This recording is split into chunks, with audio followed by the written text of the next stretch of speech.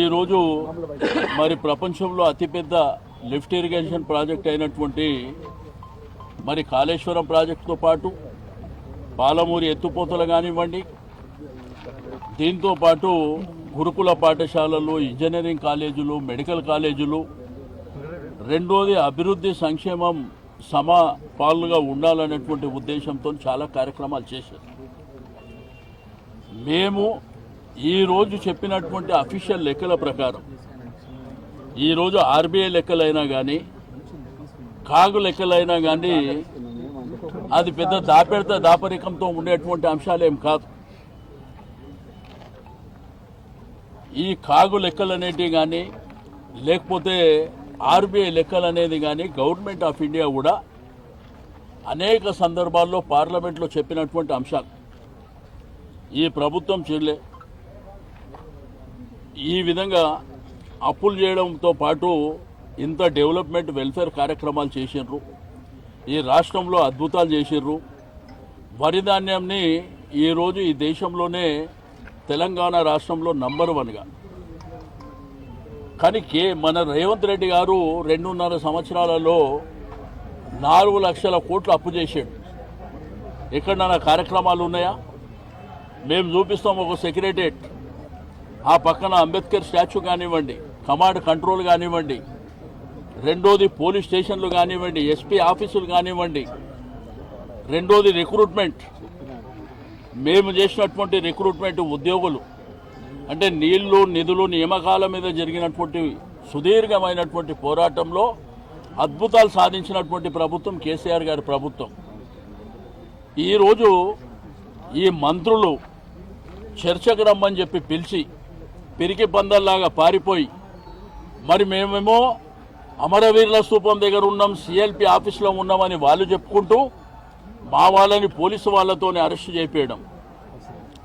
హరీష్ రావు గారిని తెలంగాణ భవన్ ఎక్కడుందండి, అక్కడి నుంచి ఇక్కడ కాంచన్బాగ్ పోలీస్ స్టేషన్ తీసుకొచ్చారు. ఎందుకు తీసుకొచ్చిండ్రు? వాళ్ళేమో ఆడ కూర్చొని మమ్మల్ని రమ్మని చెప్పి పిరికి బందల్లాగా పారిపోయి ఫోన్ చేస్తుంటే ఫోన్లో అందుబాటులో రాకుండా అనవసరంగా మధ్యలో పోలీసు వాళ్ళని వాడుకోవడం. వాళ్ళకి సంబంధం లేనటువంటి అంశం.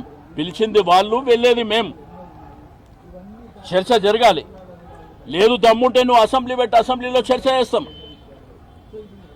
కానీ ఈరోజు కేసీఆర్ గారి పరిపాలనలో ఈ రాష్ట్రం సస్యశ్యామలంగా ఉండడమే కాకుండా హరిజన, గిరిజన, బడుగు, బలహీన వర్గాలు, మైనారిటీలు అందరూ కూడా సంతోషంగా ఉన్నటువంటి సందర్భాలు.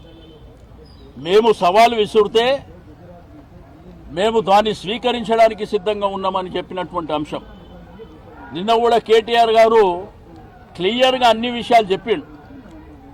వరిధాన్యం అంట మొన్న ముఖ్యమంత్రి గారు రైతు భరోసా అనే కార్యక్రమం పెట్టి అందులో కేసీఆర్ గారిని తిడతాడు. మేము రైతు బంధు 9 సంవత్సరాల పాటు ఇచ్చినాం, ఎవరిని తిట్టలే. రైతాంగం సంతోషంగా ఉండాలనేటువంటి ఉద్దేశంతో ఇచ్చినటువంటి కార్యక్రమాలు. కానీ ఆయన ఇష్టం ఉన్నట్టు మాట్లాడి ఆ తర్వాత చెప్తాడు కాళేశ్వరం నీళ్లు లేకుంటానంట పంట పండిందంట. మరి కాళేశ్వరం నీళ్లు లేకుండా పంట పడితే 2014 ముందు కూడా పండాలి కదా. ఆంధ్రప్రదేశ్ రాష్ట్రం ఉన్నప్పుడు కూడా మరి వరిధాన్యం అనేది దేశంలో నంబర్ 1గా ఉండాలి కదా. ఈ కాకి లెక్కలు చెప్పుడు. మా పోలీసు వాళ్ళకేమో ముఖ్యమంత్రి గారు బూతు మాటలు మాట్లాడితేనేమో అర్థం కాదు, మేము మాట్లాడితేనేమో కేసు పెడతామంటారు. మరి ముఖ్యమంత్రి గారేమో పండబెట్టి తొక్కుతా, పేగులు తీసి మెడలేసుకుంటా, గూట్లు తీసి గోళీలు ఆడుకుంటా అంటే మాత్రం మన పోలీస్ డిపార్ట్మెంట్కి ఎక్కడ తెలుస్తలేదు. ప్రభుత్వాలు అనేది, చట్టం అనేది, ప్రభుత్వాలు అనేది నిరంతర ప్రక్రియ. ప్రభుత్వాలు వస్తుంటాయి, పోతుంటాయి. వ్యవస్థలు శాశ్వతం. డెఫినెట్గా ఇవన్నీ మేము చూస్తున్నాం. మీ 2.5 సంవత్సరాలలో 4 లక్షల కోట్ల రూపాయలు మీరు అప్పు చేసింది. ఏం అద్భుతాలు చేసిరో చెప్పండి. మిషన్ కాకతీయం ఏం చేసినాం? గురుకుల పాఠశాలలు కట్టినాం, మెడికల్ కాలేజీలు కట్టినాం, కలెక్టరేట్లు కట్టినాం. మరి గ్రామాలన్నీ అద్భుతంగా చేసినాం. మరి మీరు 4 లక్షల కోట్లతోని ఎక్కడ ఏం డెవలప్మెంట్ కార్యక్రమాలు చేసిర్రు, ఏం వెల్ఫేర్ కార్యక్రమాలు చేసిర్రో చెప్పండి. మీకు మంత్రులకు పొత్తున ఉండదు, ముఖ్యమంత్రికి మంత్రులకు కోఆర్డినేషన్ ఉండదు. వాళ్ళు ఇష్టం ఉన్నట్టు మాట్లాడి ఈరోజు నేను మీడియా మిత్రుల ద్వారా వాళ్ళని క్లియర్గా అడుగుతున్నా, అసలు ఛాలెంజ్ ఎవరు విసిలిండ్రు? అమరవీరుల స్తూపం దగ్గరికి రమ్మన్నది ఎవరు? చర్చ చేద్దామని చెప్పింది ఎవరు? మీరు పిలుస్తేనే కదా హరీష్ రావు గారు బయలుదేరింది. మరి మీరేమో వెళ్ళి ఆడ కూర్చుంటారు, మమ్మల్నేమో అరెస్ట్ చేసి ఇక్కడ తీసుకొచ్చి మరి పోలీస్ స్టేషన్లో కూర్చోబెడితే ఎవరితో చర్చ చేస్తారు? రండి, మరి దమ్ముంటే కాంచన్బాగ్ పోలీస్ స్టేషన్కే రండి, ఈయన చర్చ పెట్టండి.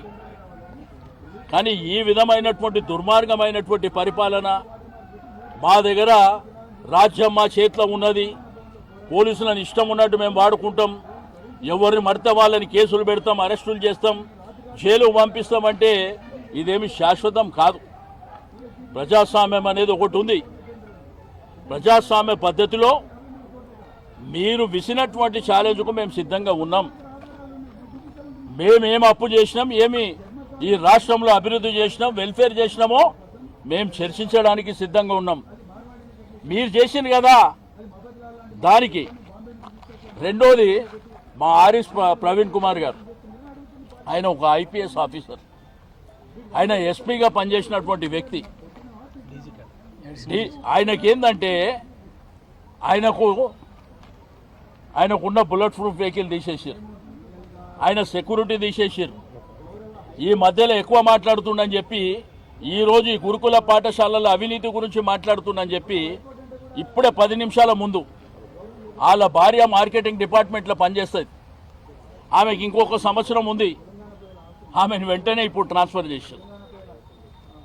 లూప్ లైన్లో కోఆపరేటివ్ డిపార్ట్మెంట్కి ఇప్పుడే 10 నిమిషాల ముందు మరి ఆమెను ట్రాన్స్ఫర్ చేశారు. ఇప్పుడే మరి ప్రవీణ్ కుమార్ గారికి ఫోన్ వచ్చింది. ఏంది ఇక్కడ నడుస్తుంది తుగ్లక్ పరిపాలన? ఒక సర్కస్ కంపెనీ పెట్టి ఈ సర్కస్లో మీ డ్రామాలేంది, మీ వేషాలేంది తప్పకుండా మీరు చూస్తారు.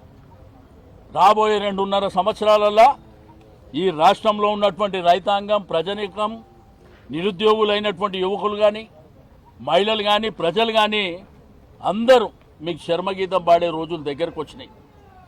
మేము వాళ్ళలాగా బూతులు మాట్లాడవలసినటువంటి అవసరం లేదు. మేము ప్రజాస్వామ్య పద్ధతిలో, ప్రజాస్వామ్య ప్రక్రియలోనే ఇవన్నీ అంశాలని మా ప్రభుత్వం ఏం చేసింది, మీరేం చేస్తారు. కానీ ఈరోజు విచిత్రమైనటువంటిది జరుగుతుంది రాష్ట్రం లోపల. ఇన్వైట్ చేసి అరెస్ట్ చేసి ఇడబెట్టడం ఏందండి? ఇన్వైట్ చేసినటువంటి మంత్రులు మాట్లాడుతుంది అక్కడ, మమ్మల్ని రమ్మని చెప్పింది. మీరు ఏకంగా పోలీస్ స్టేషన్ పార్టీ ఆఫీస్ నుంచి బలవంతంగా తీసుకొచ్చి ఇక్కడ కూర్చోబెట్టి మరి ఏ డ్రామాలు ఇదంతా మీరు చేస్తుంది. కాబట్టి ఈ రాష్ట్రంలో నడుస్తుంది ప్రభుత్వం కాదు, సర్కస్ కంపెనీ మాత్రమే. డెఫినెట్గా రాబో కాలంలో చూస్తారు. తప్పకుండా మీరు చేయండి, మీ అరాచకాలు ఎన్ని చేస్తారో చేయండి. బట్ అల్టిమేట్గా ప్రజాస్వామ్యంలో మరి ధర్మమే గెలుస్తుంది అనేటువంటి విషయాన్ని మీరు మర్చిపోకండి అని చెప్పి నేను ఈ సందర్భంగా తెలియజేస్తా ఉన్నాను. వాళ్ళు వస్తాను సబిత